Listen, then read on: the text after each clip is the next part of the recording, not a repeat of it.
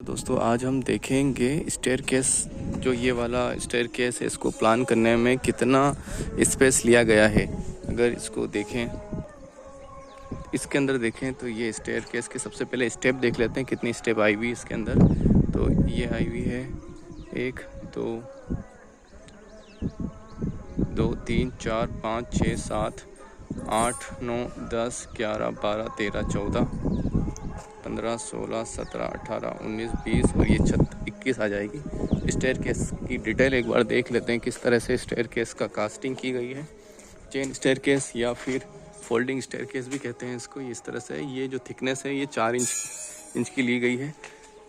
Trade की जो चौड़ाई है जिसको टप्पा भी बोलते हैं ये 10 इंच लिया गया है। और इसकी जो ऊंचाई है,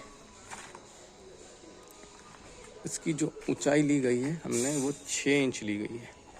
ये 6 इंच ये है, ये 2 इंच की स्पेस है, बाकी 4 इंच ये है। तो मोटाई 4 इंच, यहाँ से 2 इंच और मिल रहा है। तो ये 6 इंच की राइज़र की जो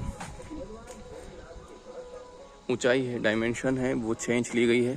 तो ये स्टेयरकेस की डायमेंशन थी। अगर इसके बारे में देखें कि स्पेस कितना लिया है इस स्टेयरकेस ने, तो ये 1 2 3 4 5 6 टप्पे यहाँ पे हैं और 3.5 बाई 3.5 का चौक है। तो 6 टप्पे 10 इंच से करेंगे इसका मल्टीप्लिकेशन, तो ये हो जाएगा 60 इंच। 60 इंच मतलब 5 फीट और 3.5 बाई 3.5 का चौक ये है। तो 3.5 फीट और 5 फीट 8.5 फीट।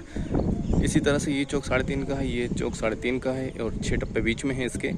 तो 3.5 और 3.5 7 फीट और 5 फीट 12 फीट हो गया। तो ये यहाँ से यहाँ तक 12 फीट है। इसी तरह से 6 स्टेप यहाँ पे भी ली गई है। तो अगर इसको देखा जाए तो इस बॉक्स का पूरा डायमेंशन कितना है, तो ये आया हुआ है हमारे पास यहाँ से यहाँ तक 8.5 फीट और यहाँ से यहाँ तक 12 फीट।